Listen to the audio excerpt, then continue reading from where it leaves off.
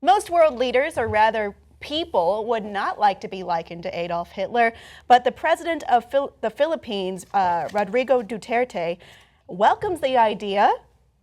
And I would like to remind everyone that Hitler was indeed responsible for the senseless killings of 6 million people. Here's what he had to say.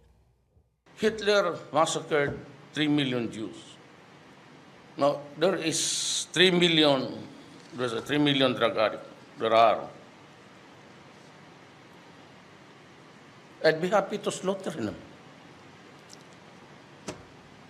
At least, if Germany had Hitler, the Philippines would have. But, my victims, I would like to be all criminals to finish the problem of my country and save the next generation. Yeah. So many people have understandably not been receptive to what he has had to say, including the communications director of the Anti-Defamation League. The comparison of drug users and dealers to Holocaust victims is inappropriate and deeply offensive. It is baffling why any leader would want to model himself after such a monster. Is it safe to say like he doesn't really understand the depth of what Hitler did?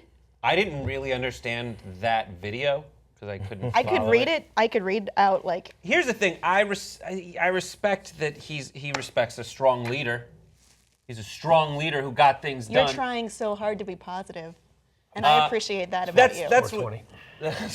That's what Trump kind of his argument is about, like, respecting Vladimir Putin. He's a strong leader who got things done. I think this is a misguided attempt to kind of use that logic. But then again, like, this is an argument against due process in a guy's country, and that's a mistake. I think sometimes people forget. I mean, if it's been long enough, we still evoke the name of Hitler all the time for bad things. But then, in this case, just like some people here use things like the horrific nature of rape or abortion to make a point about how strong they are on certain things. So he's like, yeah, everyone knows how horrible Hitler was, but I'm horrible in a different way. I'm serious. And thinking that's going to somehow guide the conversation, oh, this guy means business.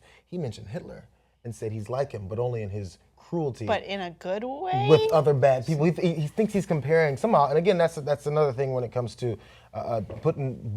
causing drug, not dealers, but also addicts to be the worst people in the world. All these addicts, you just murder them. That's what we take it, just murder them on a mass scale, because that's how we end this problem. There's a few problems with this. One, that Holocaust victims are the same as alleged drug users and dealers. Two, that drug dealers or users, and I should say alleged, by the way, deserve to be killed in the street. I want to point out, though, that since he took office on June 30th, over 3,100 people have been killed. A lot of them are alleged drug users and dealers. Some of them are not, and this is due to police operations and vigilante killings. So there's just layers and layers and layers of how badly this analogy worked and how badly he's doing. Yeah, he did. The rhetoric is a little over the top. Like, I would have said more like, like, I want to be to drug dealers what Kissinger was to Cambodia, something like that. Or maybe like a John Negroponte was to Honduras. Like, maybe he could have said something like maybe what George Bush and Hillary Clinton was to Iraq. That's what I want. Something like that. He could have said that. That's what I would have said, Like, am I like a war? But then you're still a war criminal. I don't know. It's tough. It's tough. It's a hard line to walk. Being a war criminal. It's tough. Yeah. Yeah, this is it. This is the kind of stuff that you get in part and parcel with, like, a strong man in power. Mm-hmm. Once you have someone like this, is what you get, is you get someone who wants to fix the problem, comes to the power in that way, but then starts just saying things, and then if you give them a microphone for long enough, they say insane things like this. Maybe this gives some hope to what could happen, because I don't know if you're going to get to these parts, but they were asking many world leaders, people from the UN, specifically military leaders in America, the president, spokesperson himself, they all want to point out, yeah, this guy's crazy, but this does not weaken the alliance that we have with Philippines. Mm-hmm. It's just one crazy guy. So say Trump gets in office and he says all these crazy things that we would assume he'd say, and we think it's going to fracture our dealings with other countries, maybe they'll treat us the way at least we're treating the Philippines and saying, this doesn't make us think all Americans are crazy, just that one that they happen to elect. Is this a preventative measure? Like, hey, listen, this is what one dude's really crazy, but the rest of us are cool. Yeah, we're not like they're still separating them, or at least our people are still separating him from his people. They said our Defense Secretary Ash Carter, he said we're still ironclad alliance with Manila, long enduring relationship. Another U.S. defense official said, and so they continue to want to make sure everyone knows this doesn't mean we're going to go and attack them now. Where's Manny Pacquiao during all this? No kidding. Where is he to set things straight? He's out. He's out. He's out.